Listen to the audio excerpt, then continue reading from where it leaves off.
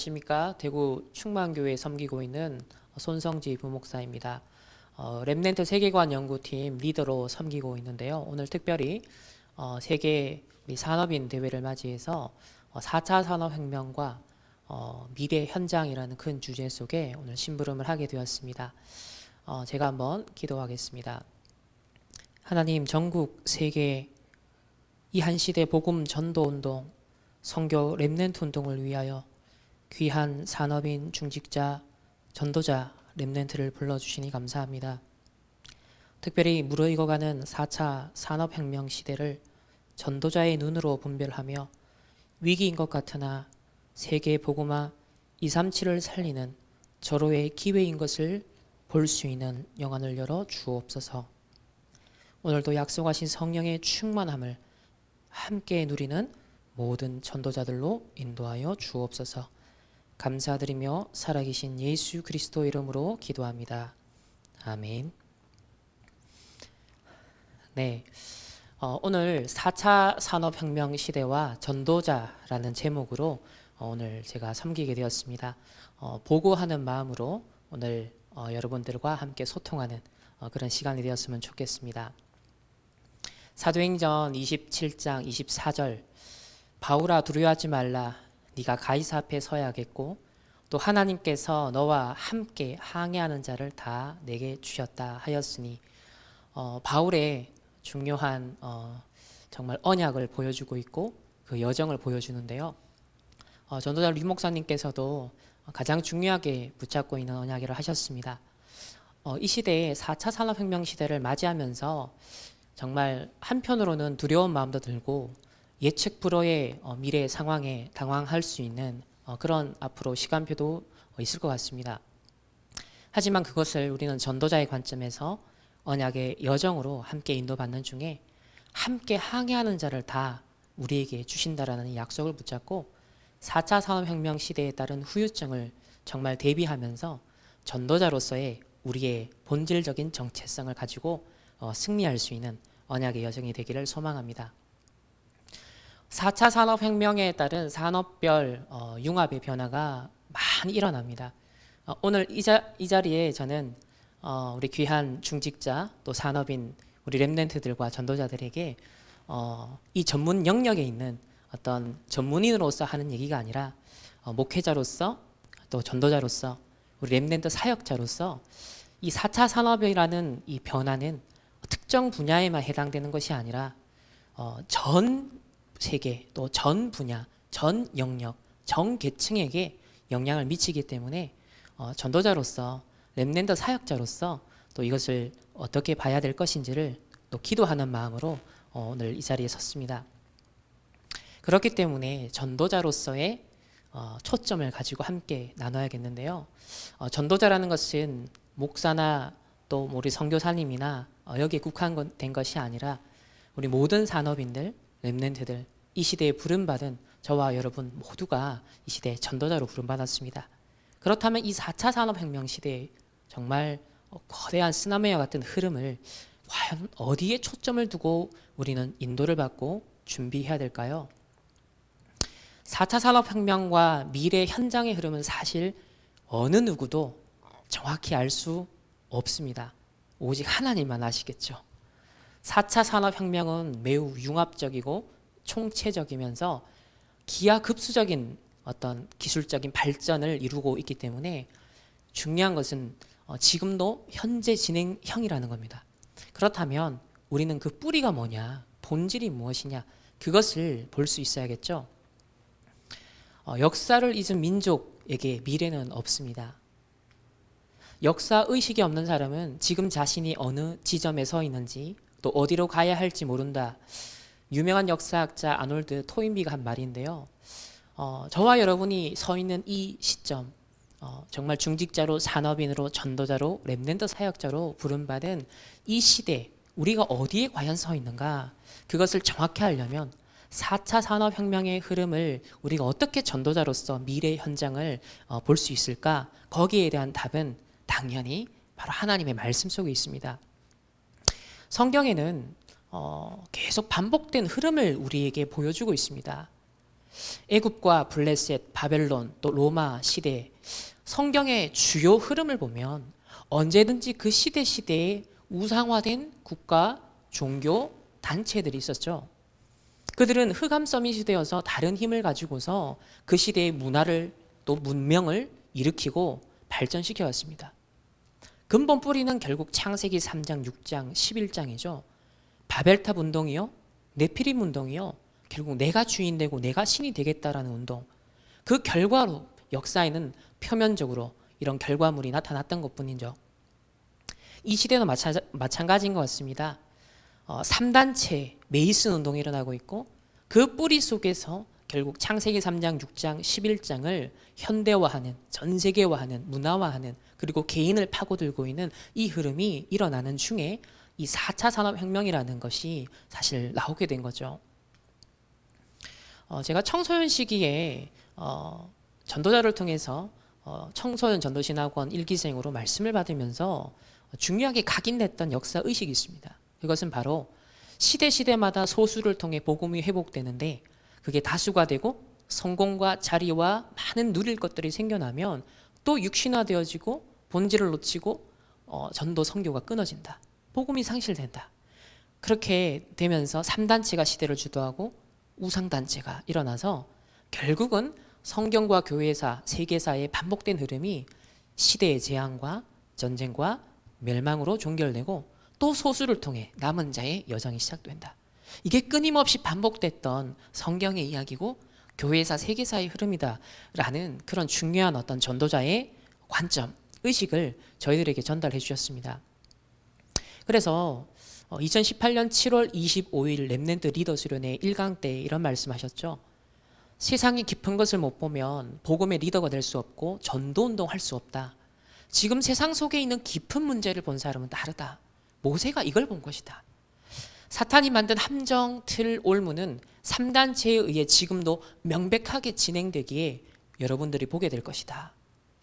이렇게 전 세계가 사로잡혀 가기에 사도행전 1장 1절 그리스도, 오직 그리스도 주신 이유를 이해해야 된다. 교회가 복음을 처삼촌 무덤 벌초하는 것처럼 알고 있다. 사실 저는 이 말씀하실 때 굉장히 찔렸습니다. 세계를 정복한 렘넌트 7명은 앞에 있었던 것, 깊은 것과 복음의 깊은 것을 알고 있었다. 즉 어떻게 네피림화되어 있는지, 어떻게 바벨탑화되어 있었는지. 겉으로 보기에는 바벨론이 대단하고 이집트가 대단하고 로마의 문명이 엄청난 것 같습니다. 그러나 이 배경에 있었던 어마어마한 영적인 문제, 어마어마한 네피림화되었던 사단의 나라가 어떻게 이루어졌는 그런 깊은 부분을 볼 때 왜 이 시대에도 오직 그리스도인가? 그 당연 필연 절대성, 그 깊은 것을 렘넌트 7명 알고 있었다는 거죠. 이게 앞으로 세상 살리는 리더가 될 수 있느냐 없느냐 중요한 조건이라는 거죠. 구원받은 하나님의 자녀는 나와 함께 하시고 우리와 함께 하시며 모든 것을 합력하여 선을 이루시는 하나님과 함께하는 위드 임마누엘 원네스의 축복을 당연 누릴 수 있습니다. 4차 산업혁명 시대의 이 흐름 속에서도 이 위드 임마누엘 원네스의 축복은요 예외일 수 없겠죠. 그래서 흔히 성경과 교회사, 세계사는요 타락한 인간과 세상을 구속하여 종말론적인 하나님 나라의 완성을 향해 나아가는 하나님의 영세전부터 영원까지 지속되어지는 중에 이 땅에 나타난 그때그때 시대마다 나타난 하나님의 구속사의 여정이라고 하죠. 그래서 우리는 역사를 볼 때, 세상을 볼 때, 그리고 오늘날 4차 산업혁명의 시대적인 물결을 볼 때도 이런 구속사적인 관점이 필요합니다. 구속사 여정의 모든 과정은 그 개인이든 단체든 시대든 국가든 각각 독립된 사건이 아니라 하나님의 예정된 구속사에 포함된 연속성이 있는 하나님의 구원 드라마이자 복음의 언약을 성취하는 여정입니다. 따라서 전체 과정을 일관된 언약의 관점으로 봐야 되죠. 이 눈으로 모든 현상을 해석하고 판단하며 행동의 방향성을 찾아야겠습니다. 결국 역사와 세상의 존재의 의미는 구속사 성취에 있기 때문입니다. 그렇다고 할 때 4차 산업혁명 시대도 이 관점의 연장선상에서 우리는 분별할 수 있어야겠습니다. 우리는 하나님 나라의 최종 완성을 위해 현재 진행 중인 구속사 여정 속에 부름받은 이 시대의 렘넌트요, 산업인, 전도자, 중직자입니다. 과연 4차 산업혁명과 237 시대, 치유와 서밋의 언약은 어떤 관계에 있을까요? 바울이 로마를 본 것처럼 앞으로 3단체가 이끌 성공을 내다보고 미리 대비해야 된다. 그런데 이것이 문제가 아니다. 로마는 이미 성공했다. 이 3단체가 가져올 실패가 있다. 틀림없이 온다. 그때 이 3단체를 통해서 시대적 위기가 온다. 이 말씀을 2013년 10월 8일 새가족 사역 수련회 1강에서 주셨던 말씀입니다. 그래서 이것을 막아줘야 된다. 바울은 이것을 막았다. 바울의 후손들, 후대들, 전도자들이 일어나서 250년 만에 끝낸 거다. 이런 흐름을 읽고 있어야 한다. 이걸 깨달았다면 굉장한 기회가 오는 거다. 그걸 보고 인생 전환점을 맞이한다는 것이다. 굉장히 중요하다. 이미 8년 전에 하신 말씀입니다. 그래서 지금 원래 이제 세계대학 수련회 현팀에서도 이렇게 말씀하셨죠. 지금 알아야 될 중요한 부분은 앞으로 3가지 후유증이 온다. 3단체를 비롯한 종교 후유증, 앞으로 지식이 굉장히 높아지고 4차 산업이 더 커지기 때문에 지식의 후유증, 앞으로 계속 경제 발전하기 때문에 경제 후유증, 특히 3단체 후유증이 심각하게 오고 이제 4차 산업 시대가 완전히 열리면 심각한 후유증이 온다. 그렇기 때문에 전도자로서 우리는 언제든지 현실, 사실을 분별하고 진실을 봐야 되겠죠. 더 중요한 본질은 영적 사실을 볼 수 있어야 됩니다. 이것이 전도자만이 볼 수 있는 본질입니다. 더 큰 하나님의 절대 계획. 그래서 우리는 주권적인 하나님의 절대 계획 속에 있는, 하나님의 주권 속에 있는 하나님의 이 절대 계획을 보면서 또 현실과 사실과 진실을 헤아릴 수 있는 객관적인 요소를 최대한 우리가 참고하고 확보하되 그 중간에, 그 사이 어느 지점에서 결국 전도자로서의 생각과 판단과 행동이 나오는 전도자의 관점이 정립이 돼야겠죠. 4차 산업이라는 것도 결국은 이러한 요소들이 고려되는 것 속에서 우리의 관점이 형성돼야 될 것 같습니다. 그래서 이번 세계대학 수련회 때 1강에서 이런 말씀 주셨습니다. 영적 서밋은 세계관을 3가지를 볼 수 있어야 된다. 저는 굉장히 답이 되었던 말씀인데요. 세상 나라는 의식주만 보고 있다. 육신의 것만 본다는 거죠. 그러나 전도자는 사단의 나라, 어떻게 영적으로 네피림 바벨탑 운동이 일어나고 있는지, 어떻게 세상에 많은 영적 문제, 정신 문제 일어날 수밖에 없는지 그 배경과 조건들, 흐름을 보라는 겁니다. 그게 역사 공부의 이유고 연구의 이유고 오늘 우리 렘넌트들의 학업의 공부하는 이유가 되는 것이죠. 그러면 세상에서는 대안이 없습니다. 하나님이 우리에게 주신 이 복음, 오직 그리스도, 오직 하나님 나라, 오직 성령 충만이라는 이 완전한 복음의 비밀을 가지고 이 사단의 나라의 흐름을 하나님의 나라로 전환할 수 있는, 완전히 바꿀 수 있는 이 비밀을 우리에게 주셨다. 그래서 세상 나라, 사단의 나라, 하나님의 나라는 이 3가지 측면을 동시에 보는 영적 서밋의 세계관에 대해서 말씀을 주시는데요. 저는 굉장히 답이 되더라고요. 4차 산업혁명을 볼 때도 이 3가지 측면에서 정리가 가능하다라는 생각이 들었습니다. 첫 번째 측면은 바로 세상 나라에 일반적으로 표면적으로 나타나는 그런 객관적인 흐름을 몇몇 흐름을 한번 보겠습니다. 2016년이었죠. 다보스 포럼 회장 클라우스 슈밥이 유대인인데요. 그가 이렇게 선언했었습니다. 4차 산업혁명의 쓰나미가 몰려오고 있다. 4차 산업혁명은 우리 삶 속에서 모든 걸 바꿀 것이다. 이 변화를 받아들이는 사람과 변화를 거부하는 사람 간의 격차가 발생할 것이다 라고 굉장히 강하게 선언을 했었습니다. 자, 2016년 1월 바로 이때로부터 진짜 쓰나미가 들이닥치기 시작했는데요. 그러니까 도대체 다보스 포럼의 의제가 4차 산업혁명의 이해, 도대체 4차 산업혁명이 뭐냐, 이제 막 언론에서 막 보도를 하고 신문사 여러 군데서 이제 이슈가 되기 시작한 거죠.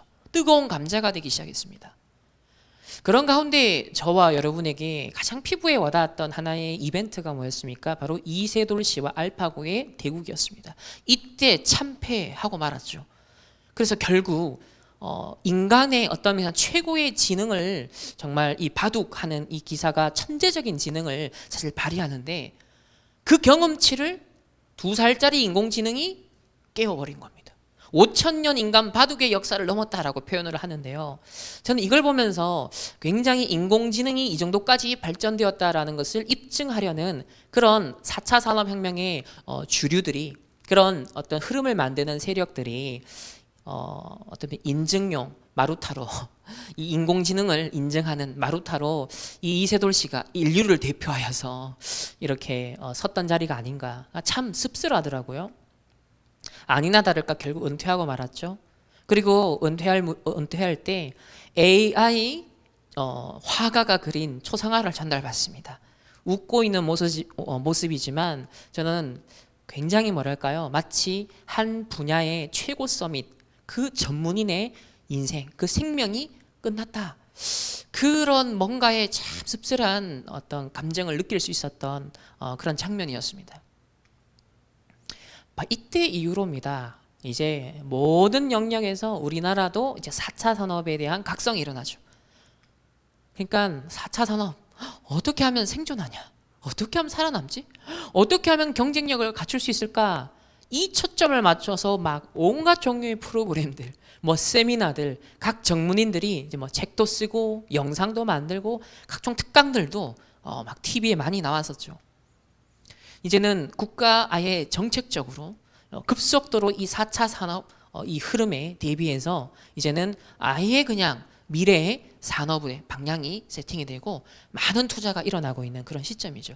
그래서 지금 막 주식 열풍인데 이런 주식의 흐름만 보더라도 상당히 4차 산업, 결국 미래를 선도할 수밖에 없는 이런 산업군에 결국은 중장기적인 그런 투자가 이루어질 수밖에 없는 그런 흐름들을 보게 되어집니다. 유튜브에 들어가셔서 4차 산업혁명 치시면요, 굉장히 많은 자료가 나옵니다. 이미 2016년부터 약 5년 동안 축적된 자료가 너무 많아요.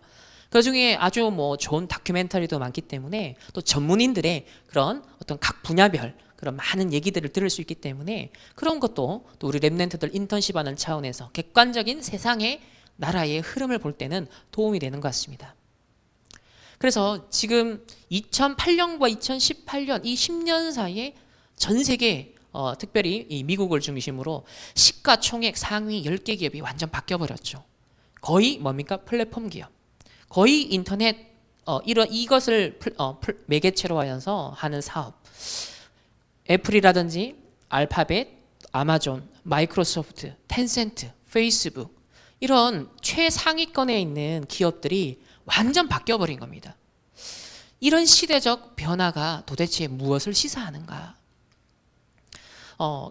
세상에서 가장 가치 있는 기업 브랜드도 바뀌어버렸습니다. 이제는 애플, 구글, 마이크로소프트, 페이스북 이런 것들이 이제 최상위권을 점하고 있고요. 이런 페이스북, 애플, 마이크로소프트를 포함한 세계에서 가장 야심찬 이 기술 기업들은 모두 우리의 개인 비서가 되려고 경쟁하고 있습니다. 인공지능은 우리의 소중하고 개인적인 것들, 또 일정과 연락처, 사진과 문서들을 모아 보관하고 그것을 빅데이터로 클라우드에 저장을 하고 있죠. 특별히 이 코로나19 팬데믹 상황이 장기화되면서 이제 언컨택트 환경이 가속화, 문화화되고 클라우드에 대한 의존도가 더욱 높아지게 되었죠. 그러다 보니까 글로벌 기술 기업들의 성장과 그 영향력이 기하급수적으로 증대될 것이라고 예상을 했는데 지금 그것이 현실이 되고 있습니다. 이 코로나 팬데믹 상황이 언제 끝날지 아직 확신할 수 없는 상황에서 이 4차 산업혁명 시대가 거의 한 5년에서 길게는 10년까지도 앞당겨졌다. 굉장히 빠르게 가속화된다라고 전문가들도 얘기를 하더라고요. 정말 이 시대 흐름이 좀 충격적이었던 건 이 아마존의 베이조스가요 15분 만에 15조 6천억을 벌었어요.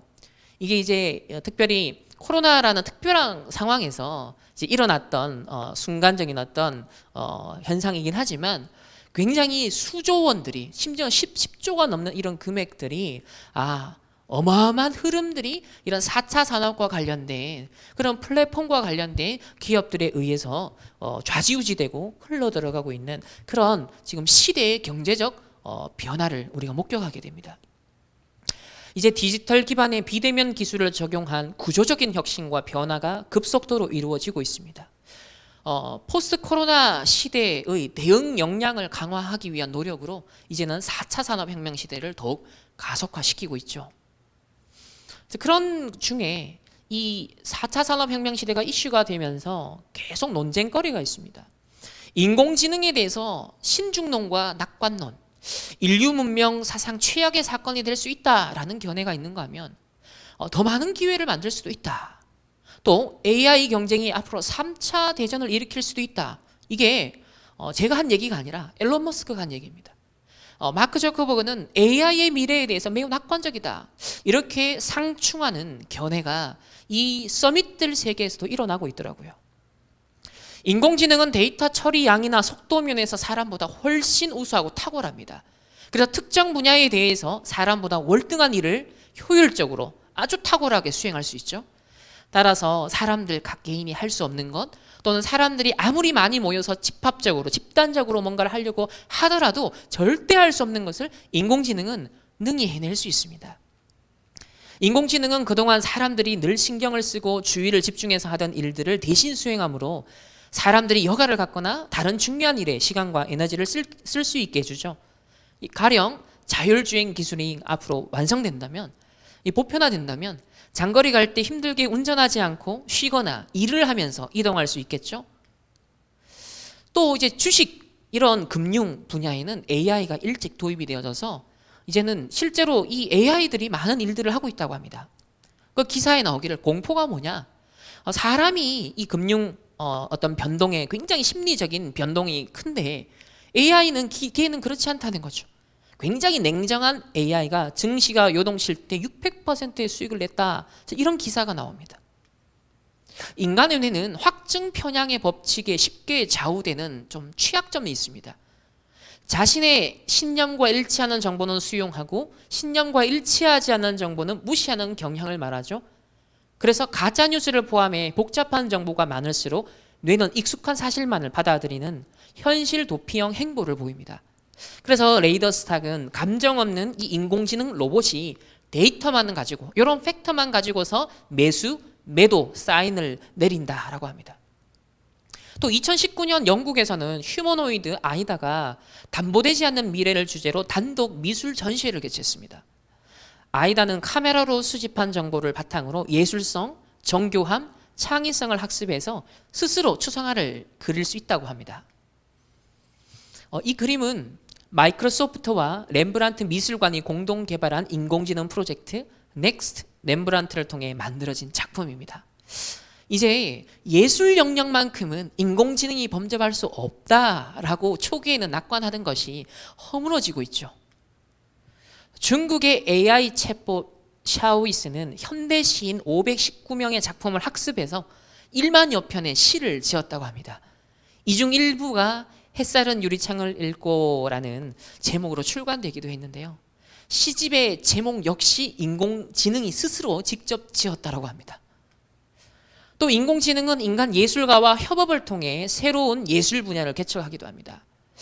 야마하의 모리야마 가이지 무용수는 신체에 센서를 부착하고 움직임에 따라 AI 피아노가 멜로디를 자동으로 연주하며 독특한 퍼포먼스를 보여주기도 했습니다.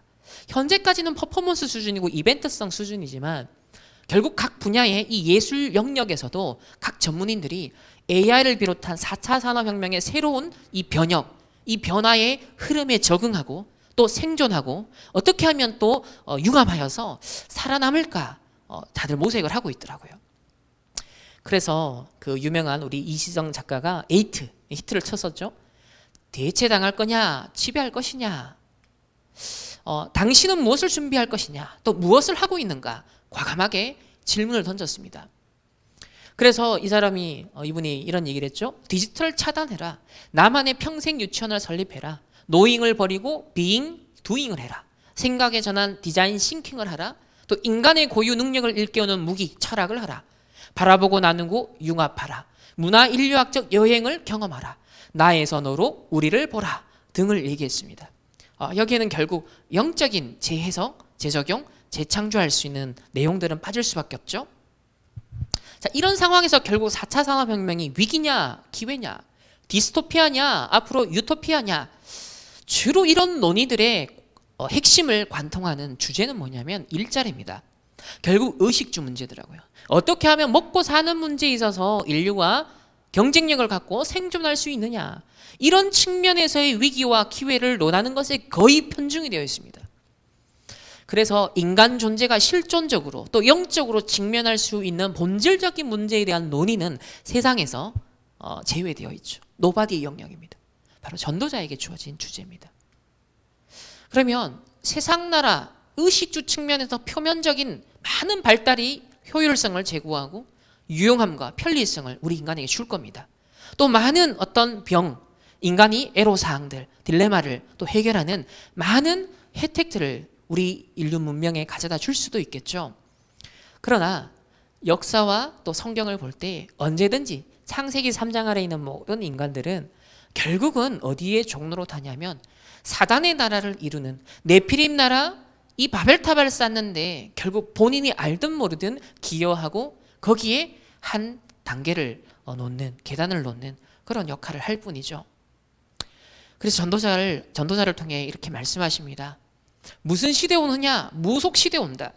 그러다 보니까 정신병 시대 온다. 앞으로 불치병 시대 온다. 전 세계가 영에 사로잡히는 시대란 말이다. 이런 시대가 세상을 실제로 장악할 것이다. 세계대학에서 수련회 때 말씀을 주셨습니다.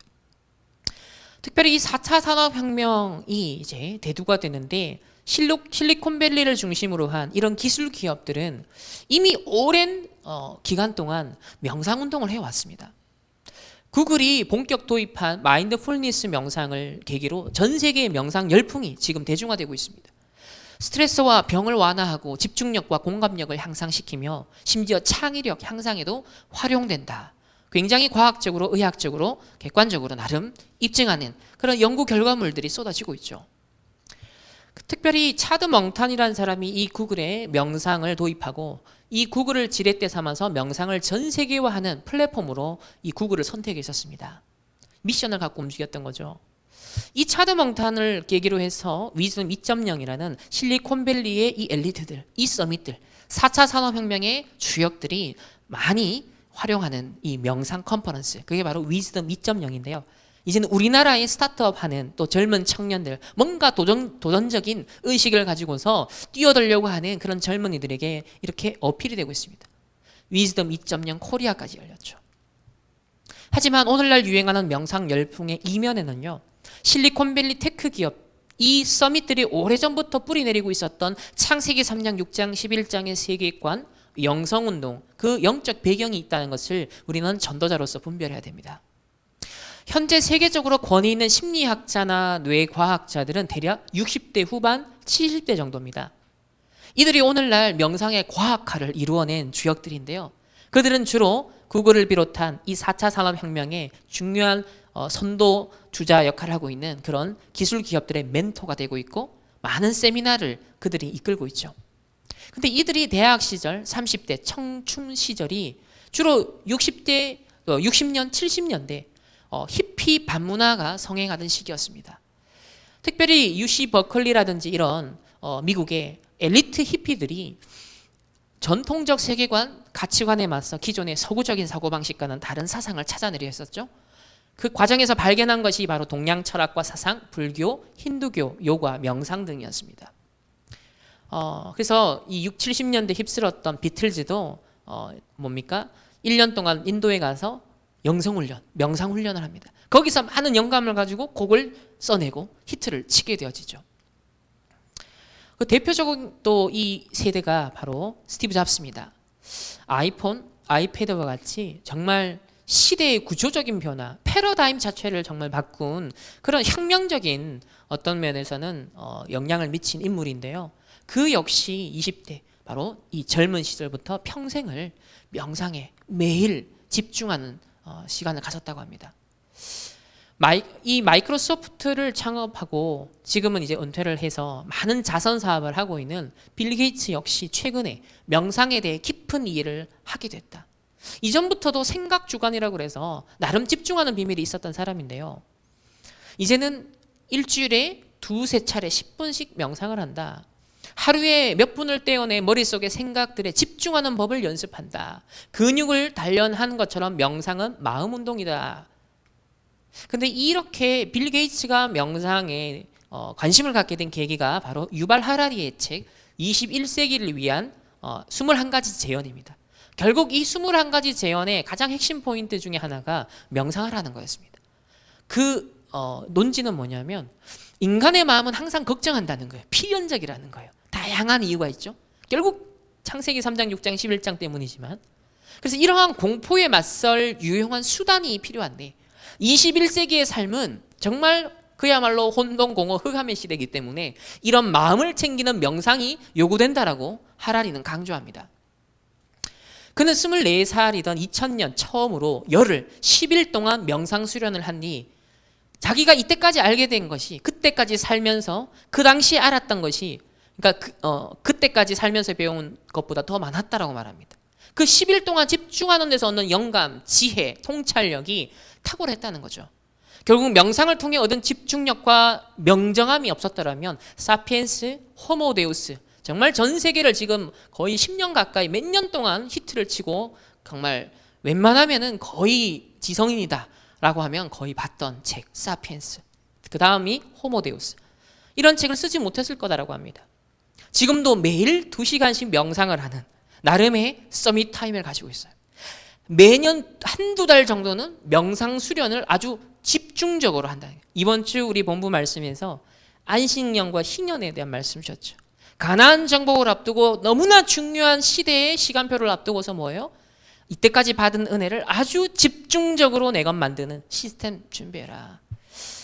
이 유발 하라리는 그 시스템을 갖고 있더라고요. 이 시대를 움직이고 있는 시대의 정신을 이끄는 이런 사람들은 나름의 영적인 집중하는 비밀이 있다는 겁니다. 이제는 이 실리콘밸리의 많은 엘리트들과 또 전 세계 문화 예술 각 분야의 서밋들이 매년 9월 첫 주가 되면 이 미국의 네바다주의 사막에 모여서 버닝맨 축제라는 걸 하는데요. 거의 일주일 동안 한다고 합니다. 나름의 교제, 교류가 일어나고 각종 색다른 체험, 전시 이런 것들이 일어납니다. 섹스와 마약 기본이고요. 그런 가운데 명상, 영성활동, 영성운동 이런 것들이 많이 일어납니다. 불을 훔친 사람들이란 책을 보시면 이 4차 산업혁명과 관련된 실리콘밸리의 어떤 서밋들이 지금 어떠한 영성의 색깔을 형성해 가고 있는지를 보여주는데요. 이제 심리학, 신경생리학, 양리학, 기술력 이런 것들이 융합이 되어져서 인간이 절제할 수 있는 엑스터시, 절제된 마약을 통해서 어떤 엑스터시를 경험할 수 있는 그런 비밀들을 말하고 있습니다. 상당히 4차 산업의 주류 세력들이 이러한 불을 훔친 사람들이 현대판 프로메테우스가 되어가고 있더라고요. 그래서 이 사진에는 이제 실리콘밸리에 있는 이런 엘리트들이 클럽을 만들어서 주기적으로 명상 어떻게 나름대로 교제를 하고 또 나누면서 명상을 하는지, 이제는 기계적인 장치까지 활용해서 이들이 명상을 하고 계속 명상하는 영성운동이 진화해 가고 있습니다.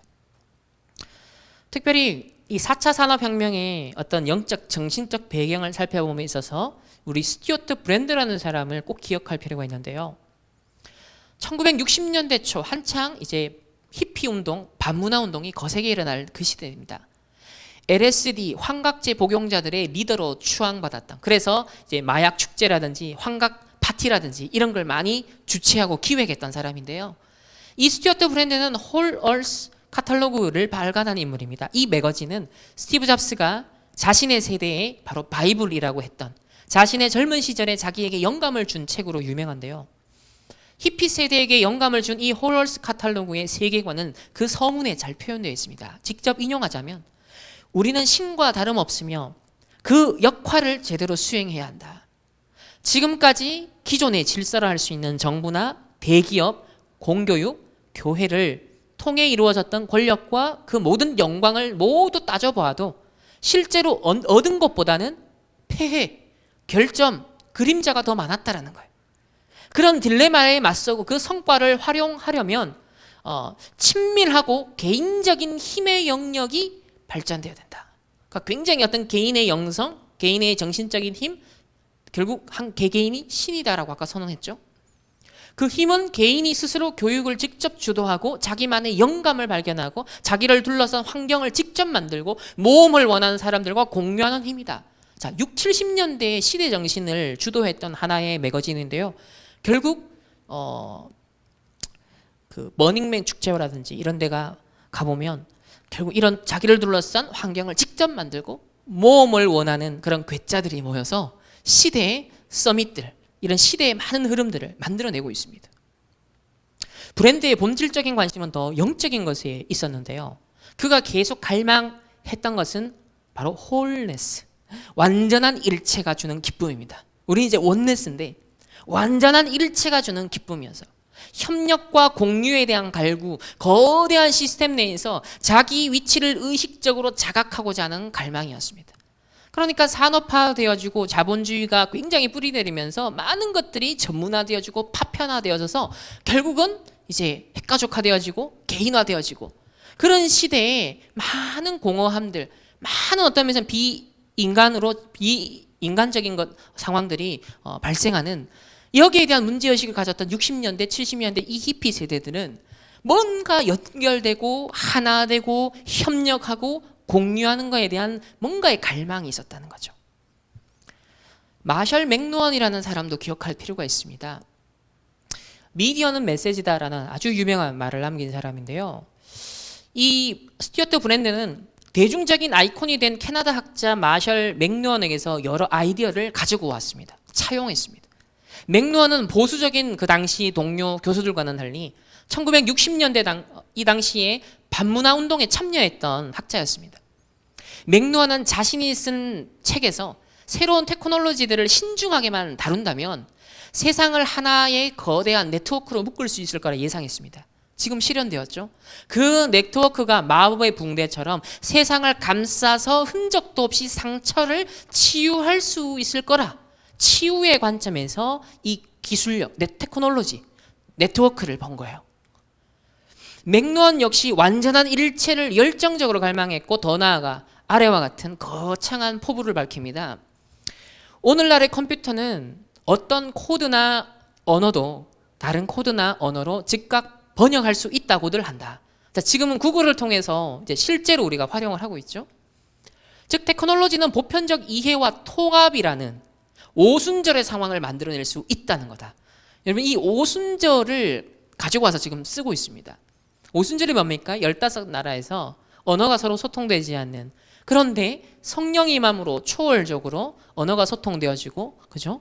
전 세계 복음이 전파되어지는 로마 복음화를 이루는 중요한 기폭제가 이 오순절의 역사거든요. 그런데 이 기술력을 바라보는 이 맥루언의 관점은 그것이 마치 오순절과 같다는 거죠. 그래서 논리적으로 볼 때 다음 단계는 이제 번역하는 것이 아니라 아예 언어를 거치지 않고 보편적이고 우주적인 서로 연결된 의식에 도달하는 것이다. 자, 이때부터 굉장히 뉴에이지적이고 범신론적인 그런 세계관이 나타나죠. 그 우주적인 의식은 20세기 프랑스 철학자 앙리 베르거송이 꿈꿨던 집단 무의식과 아주 흡사할 것이다. 영원한 삶, 영원한 평화 등을 언급을 했던 이 맥루언의 말 속에 정치적인 예언을 넘어서 종교적인 분위기를 굉장히 많이 느낄 수 있습니다. 특별히 이 4차 산업혁명과 관련해서 아주 직접적으로 현재에도 그리고 앞으로도 우리가 주목해야 될 한 인물을 꼽으라면 레이 커즈와이를 꼽을 수 있겠죠. 인공지능에 대한 관점은 약한 인공지능과 강한 인공지능, 이 두 가지 어떤 면에서 관점에서 대두가 되고 있습니다. 이 레이 커즈와이는 굉장히 강한 인공지능에 대한 낙관적인 견해를 가지고 있는 유대인인데요. 인공지능 개발을 위해서 거의 종교적 차원에서 추구하는 사람들도 상당수 있습니다. 이들이 바로 이 새로운 시대의 서막을 알리고 이 4차 산업혁명을 주도하는 어떤 면 중심에 선 그런 인물들인데요. 그래서 종교인류학자 로베르트 제라치는 이렇게 말합니다. 종말론적 이 인공지능을 연구해보니까 기술 연구하는 것과 종교적인 카테고리가 놀라울 정도로 정교하게 일치한다는 거예요. 그러니까 이 테크놀로지에 대해서 기술에 대하는 태도가 보통 일반인들이 대하는 태도하고 이것을 시작하고 주도하고 그리고 이끌어가고 있는 어떤 그런 서밋들은 관점이 다르다는 겁니다. 굉장히 접근하는 방법도 다르다는 거죠. 그래서 이런 부류들에게 마치 대제사장과 같은 인물이 커즈와일입니다. 뛰어난 설명력으로 영리하게 또 아이디어를 대중화하는 탁월성을 자랑하는데요. 2011년부터 구글의 엔지니어링을 총괄하고 있습니다. 커즈와일은 강한 인공지능을 철저하게 신봉하면서 그것이 지상 천국을 만들어낼 것이다 기대합니다. 이렇게 탄생할 지상 천국을 가리켜서 그는 특이점이라고 지칭을 했는데요. 커즈와일이 말하는 특이점은 인공지능이 전능한 힘을 갖게 되는 순간으로 모든 제약이 사라지기 때문에 강력한 AI와 나노기술은 우리가 상상할 수 있는 어떤 제품이나 어떤 상황, 어떤 환경도 원하는 대로 만들어낼 것이다.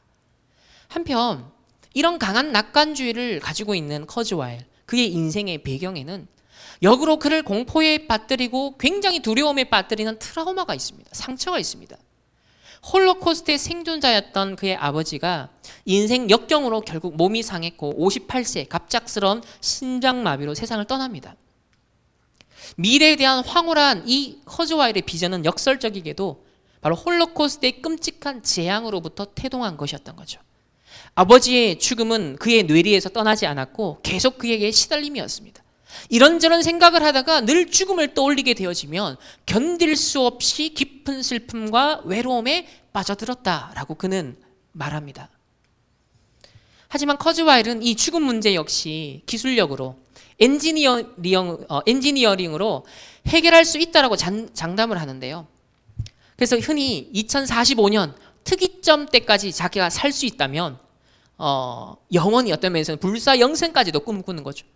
그래서 비타민과 영양 보충제, 효소와 같은 알약을 매일 3번에 나눠서 우리 정식이도 3번인데 3번에 나눠서 150알의 약을 매일 복용합니다. 주사도 정기적으로 맞으면서 어찌하든지 자기의 생명을 연장하려고 합니다. 그래서 실제 나이에 비해서 상당히 젊게 나온다고 해요.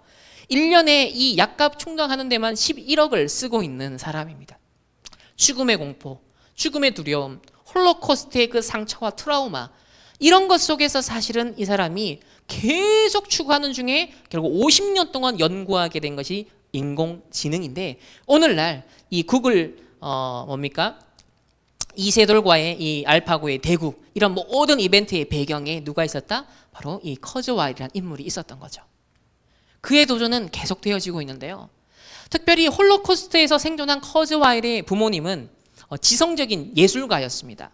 그래서 아들이 더 세속적이고 더 편협하지 않은 어떤 종교적 교육을 받길 원하면서 그의 영혼의 교육, 종교적 교육은 이제 유대교에 한정되지 않고 유니테리언 교회에서 이루어집니다.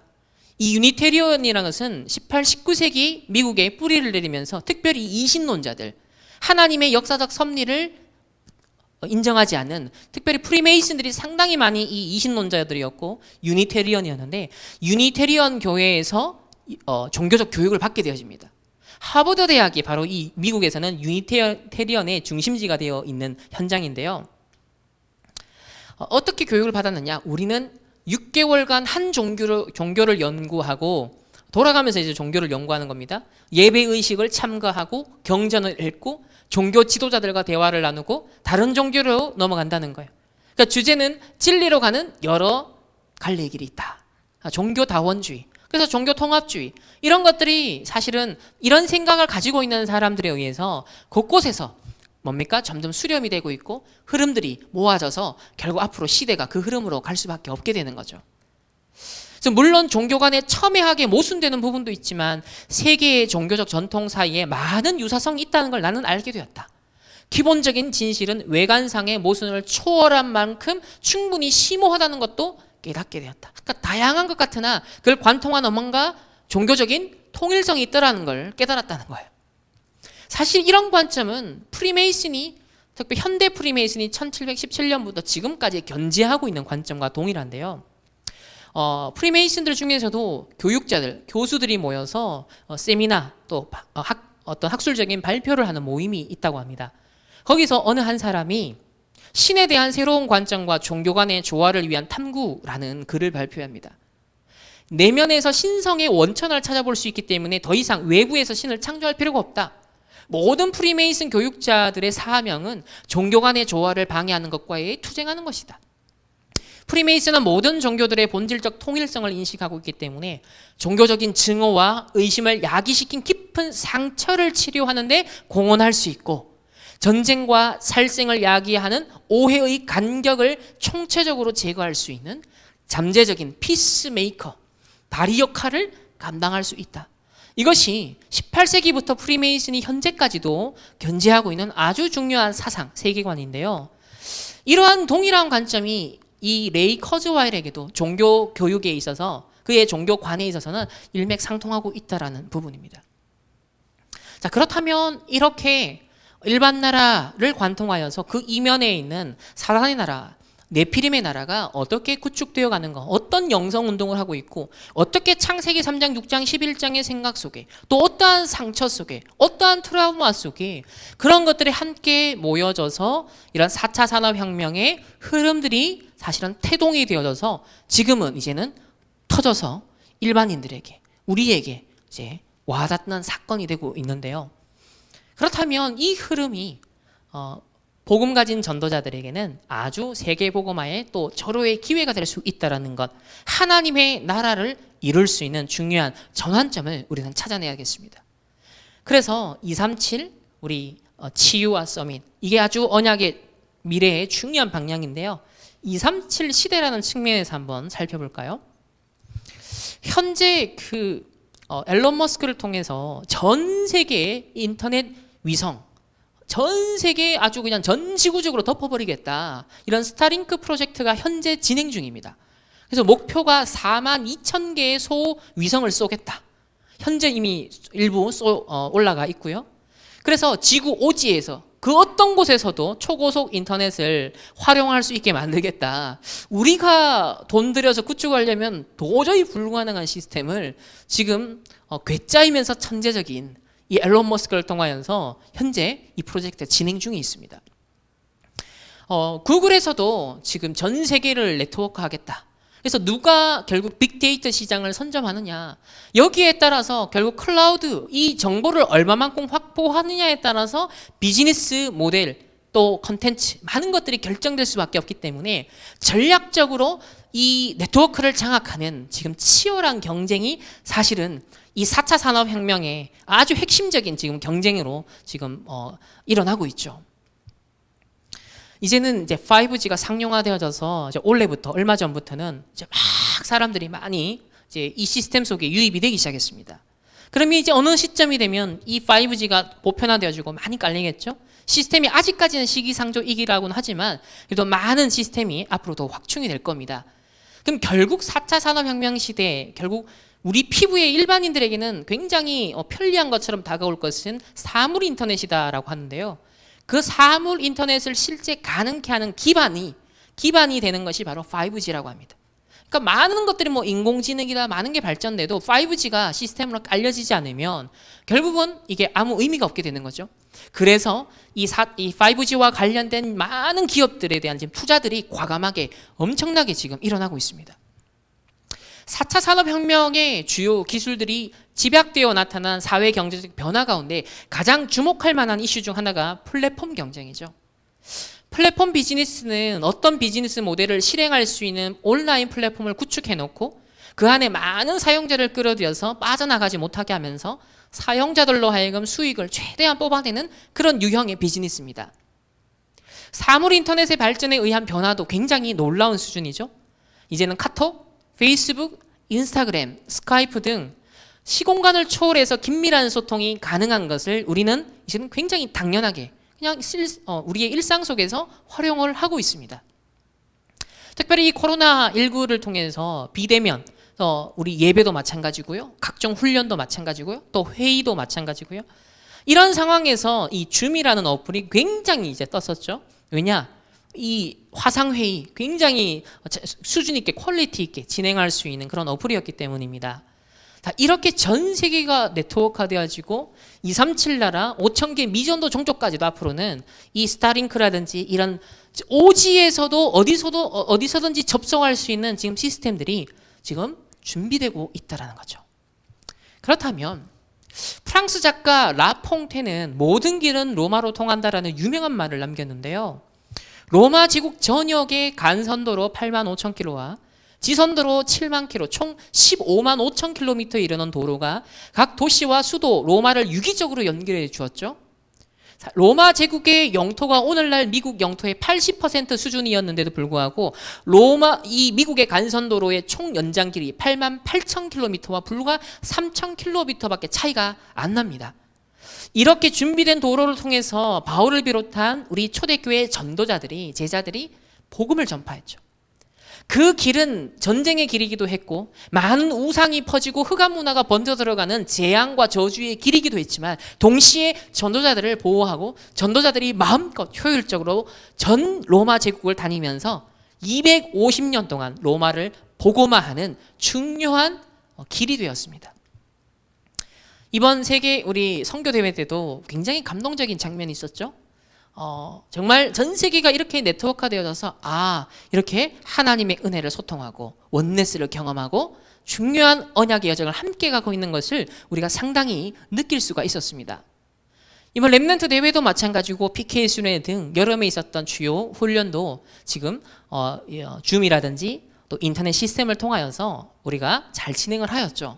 또 현재도 비대면 예배가 진행이 되고 있습니다.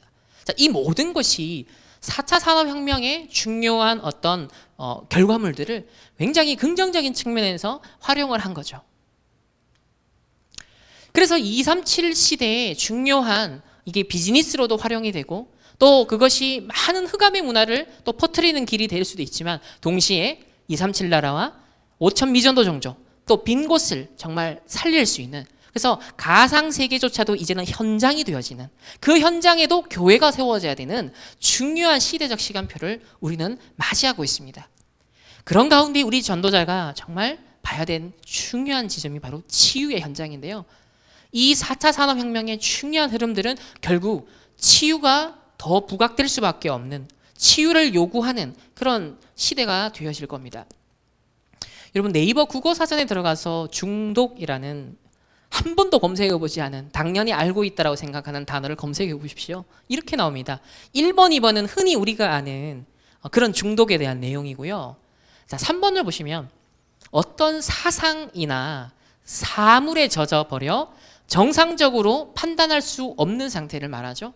자, 지금 4차 산업의 이 중요한 어떤 특징적인 흐름 속에 어떤 사상이나, 이건 이제 보이지 않는, 잡히지 않는 부분이지만 인간의 정신세계, 영적 세계에 영향을 주고요. 사물, 우리 아이패드, 또 컴퓨터, 스마트폰, 각종 스마트 기기들 있죠. 이런 사물에 젖어버려서 중독되어서 정상적으로 무언가 판단할 수 없고 행동할 수 없는 어떤 상태가 중독이라는 거예요. 자, 리서치 회사인 디스카우트의 연구에 따르면 우리는 하루 평균 2617번 스마트폰을 만지작거린답니다. 상위 10%는 무려 5427회 만집니다. 이 중 반드시 필요해서 만지는 경우가 많지 않을 거예요. 최근 특이한 중독의 패턴이 나타나고 있는데요. 현대인은 무언가에 정말 깊이 빠져드는 과몰입 증상과 그 어느 것 하나에도 제대로 집중할 수 없는 그런 분열된 집중할 수 없는 증상을 동시에 겪고 있습니다. 서로 상반된 증상인 이런 빈지 워칭과 주의력 결핍 장애가 동시에 나타나는 것인데요. 넷플릭스 드라마 몰아보기에서 유래한 단어가 빈지 워칭인데 이게 다른 경우에도 적용된다는 거죠. 오늘날 사람들은 스마트폰이라는 새로운 TV를 강박적으로 쳐다봅니다. 특히 소셜미디어를 켰을 때 과격하게 빈지 워칭을 합니다. 이미 모든 뉴스를 다 확인한 뒤에도 소셜미디어를 떠나지 않습니다. 뉴스 피드를 잡아당겨서 새 소식이 업데이트 되진 않느냐 쥐었다 짜내거나 타임라인 아래로 무한히 내려가요. 지난 소식을 또 파고들고 이제 다 본 것 같다 소셜미디어를 나간 뒤 잠시 또 곧바로 돌아옵니다. 흥미로운 것은 빈지워칭을 하는 동안에는 집중을 못한다는 점이죠. 스마트폰 화면에 깊이 몰입해 있는 동안에도 하나의 화면에 집중하지 못하고 끊임없이 다른 스크린으로 화면으로 오갑니다. 인스타에 사진 올리는 중에 스냅챗 스토리 조회수를 확인하고 유튜브를 보면서 메신저를 확인하고 통화하면서 트위터를 읽고 과몰입과 주의력 결핍은 현대인이 보편적으로 겪어가고 있는 어른과 어린이들 할 것 없이 함께 경험하는 대표적인 행동 장애라고 합니다. 눈을 뗄 수 없을 정도로 스크린에 몰입해 있지만 동시에 극단적으로 산만한 상태. 현대인의 중독은 스마트폰 중독, 소셜미디어 중독, 인터넷 중독 등 다양한 진단명으로 표현될 뿐이죠. 하지만 이러한 진단은 중독의 일부만을 설명할 뿐입니다. 현대인의 중독은 그보다 더 근본적인 구조가 있습니다. 즉 우리를 둘러싼 기술 자체에 중독되어 있다는 거예요. 콘텐츠에도 중독이 되지만 기술 자체에 중독되어 간다는 겁니다. 이것은 기술이 주는 편리함에 중독되었다는 뜻이 아닙니다. 오늘날 기술은요, 사용자가 더 많이, 더 오래 쓰도록 하는 중독성을 하나의 기능으로 가지고 있는 그런 시대입니다. 우리는 중독적인 기술에 사로잡히는 거죠. 이제껏 기술은 중독을 목표로 했던 적이 없었기 때문에, 그러니까 중독시키기 위해서 뭔가 기술이 발전된 게 아닌가요? 인류 기술 역사에서 매우 흥미로운 변화가 지금 일어나고 있는 겁니다. 본래 기술이란 것은 인간이 마주한 어떤 문제를 빠르게 해결하는 것에 초점이 맞춰졌습니다. 가령 망치가 만들어진 목표는 빨리 그 망치가 필요 없는 상황을 만들어내기 위해서입니다. 초기에 구글 검색하는 이 툴도 사용자들이 빨리 원하는 자료를 검색해서 이동시키는 그 목적으로 설계되었죠. 그래서 구글 검색하는 창에서 빨리 벗어나게 돕는 것이 구글의 목표였습니다. 그러나 오늘날의 기술은 다르다는 거예요. 기술은 망치가 아니라 갈고리처럼 생겼습니다. 기술은 사용자를 빠져들게 만들고 묶어두는 것을 목표로 삼습니다. 그래서 후킹이라 그러죠. 소프트웨어와 하드웨어 상당수가 이러한 기술력이 동원되는데요. 소셜미디어와 가상현실 헤드셋은 모두 사용자를 기술에 더 오래, 더 깊이 빠져들도록 몰입하도록 만들어지고 있습니다.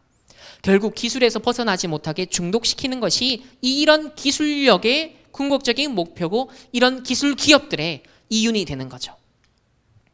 현대기술은 그래서 의도적으로 중독을 설계합니다. 중독성은 기술 기업의 제품 개발 단계에서부터 핵심 기능으로 다루어지는데요. 아주 전략적이죠. 그 방법론이 그로스 해킹이라는 마케팅 용어로 포장이 됩니다. 닐 이알의 책 훅은 이러한 방법론을 잘 담은 책인데요. 이 책에서는 습관 형성 제품을 만들기 위해 그 사람들을 최대한 중독되는 컨텐츠를 플랫폼을 만들어서 묶어두게 만드는 그런 어떤 비즈니스적인 측면의 전략을 말하고 있습니다. 여기서 습관 형성 전략이란 도파민을 자극하도록 제품의 기능을 설계하여 제품을 사용할 때마다 뇌의 보상 경로를 활성화시켜서 결국 제품에 중독되게 만드는 것이죠. 페이스북, 인스타 같은 기술 기업은 모두 가변적인 보상을 통해 자사 제품을 습관적으로 사용하게 만듭니다. 그래서 도파민을 끊임없이 조금씩 맛보게 만드는 거. 거기에 우리가 익숙해지는 거예요. 가변적 보상이라는 것은 보상의 규모와 시기가 예측 불가능한 보상을 말하는데요. 보상이 예측 불가이기 때문에 보상에 대한 기대 심리가 더욱 강화되고 사람들은 보상을 위한 행동을 반복적으로 수행한답니다. 인스타그램은 이러한 심리를 아주 비즈니스 전략적으로 이용했다라는 루머에 휩쓸렸는데요. 사실이죠. 인스타그램이 친구가 좋아요를 누를 때 바로 푸시 알림을 보내지 않고 좋아요를 보관하고 있다가 시간차를 두고 전략적으로 내본다는 겁니다. 그래서 사람들이 더 많이 접속할 수 있도록 좋아요를 나눠보는 것은 결국 나눠서 보내는 것은 사용자를 하여금 인스타그램에 반복적으로 방문하게 하는 유인책이 됩니다. 이것은 가변적 보상을 활용한 바로 그로스 해킹에 해당되죠. 중독 기술은 우리를 끊임없이 초조하고 불안하게 만듭니다. 중독 기술의 악 영향은 기술 업계의 당사자들마저도 이제는 인정하고 있는데요. 페이스북의 초기 이사회 의장이었던 션 파커는 이렇게 말합니다. 소셜미디어가 우리 아이들의 두뇌에 어떤 영향을 미칠지는 오직 신만이 알고 있을 거다. 소셜미디어를 통해 사회적 안정을 얻으려는 욕구와 행동이 이제 위험 수준에 이르고 있다. 아울러 우리의 관심을 끊임없이 사로잡는 스마트폰의 푸시 알림과 메시지 같은 행동 유도 기능은요, 개인의 집중력을 심각하게 저하시킵니다. 캘리포니아 어바인 대학교의 연구 결과에 따르면 우리가 방해를 받은 뒤 원래의 집중력을 복구하는 데 23분이 평균적으로 소요됩니다. 업무 중에 이메일을 확인하고 페이스북 알림을 확인하려고 1분을 쓴다면 사실상 우리가 1분을 쓰는 것이 아니라 24분을 소모하게 된다는 거죠. 흥미롭게도 인간은 이러한 외부적인 방해를 받으면 받을수록 스스로 더 집중력을 흐리게 만드는 경향을 강화시킨다라고 학자들이 발표를 하고 있습니다. 같은 연구에 따르면 3분에 한 번씩 우리는 딴짓을 한대요. 관심의 경제학이라는 것이 부상하면서 중독적인 기술이 등장하는데요. 경제학자 허버트 사이먼이 처음 정의한 이 개념은 사람의 관심이 곧 돈이 되는 경제 시스템, 관심, 시간을 획득하기 위해 기업들이 결국 경쟁하는 경제 시스템을 말합니다. 사이먼이 셀 수 없이 많은 미디어 서비스 콘텐츠가 스스로에 대한 관심을 넘어 이제는 중독시키기 위해 경쟁하는 지금의 상황을 보았더라면 아마 관심의 경제학을 넘어 중독의 경제학이다, 그렇게 표현했을 겁니다. 거대한 이런 기술 기업들은 사람들이 아무 생각 없이 그저 정보와 오락거리를 무의식적으로 찾게 만드는 동시에 사람들이 욕망하는 것과 싫어하는 것이 무엇인지를 철저하게 분석을 해서 총망라하는 거대한 리스트를 만들고 있습니다. 각 개인이 매일 결정하고 또 크고 작은 선택들을 자동화하고 있는 거죠. 어떤 뉴스를 읽을지, 어떤 물건을 살지, 어떤 길로 이동할지, 어떤 친구를 사귈지 등 섬세한 알고리즘이 제안해 줍니다. 미국의 62% 소셜 미디어를 통해서 뉴스를 접하는데요. 그중에 대부분이 페이스북을 통해 접한다고 합니다. 미디어 사이트에서 발행하는 트래픽의 3분의 1이 구글을 통해 들어오는데요. 그 결과 이런 미디어는 철저하게 기술 기업들에게 수입을 의존하는 구조가 만들어집니다. 이제 기존에 그래도 권력을 많이 누렸던 미디어 기업들은 생존을 위해서 구글과 페이스북과 같은 이런 알고리즘에 맞춰서 쉽게 발견될 수 있는 방법을 고민하는 거죠. 미국에서 가장 중요한 뉴스 공급자들도 클릭수를 올리기 위해서 선정주의를 마다하지 않고 진위가 의심스러운 기사를 굉장히 음모와 선동을 퍼뜨리는 그러한 기사와 사람들에게 관심을 몰아다 줍니다. 페이스북과 구글 등 가상세계는 사실과 거짓을 가르는 경계가 사라져 버렸기 때문에 거짓 정보가 전염병처럼 급속도로 광범하게 퍼져나가는 세상이 된 거죠. 그래서 가치관, 세계관, 우리 랩런트들의 또 우리 기성세대의 생각과 마음을 파고들고 있습니다. 수집한 데이터를 이용해 각 개인들이 지닌 세계관, 가치관, 관심사의 초상화가 만들어지고 이것을 이용하여서 대중의 행동을, 심지어 개인의 행동까지도 눈에 띄지 않게 유도해서 수익을 창출할 수 있는 구조인 거죠. 이제는 친구들끼리 모여도 가족끼리 모여도 스마트폰을 가지고서 보내는 시간이 굉장히 많습니다. 부부 사이에도 스마트폰이 어떤 면에서 장벽으로 지금 놓여있는, 심지어는 자녀 교육에 있어서도 예외가 아니에요.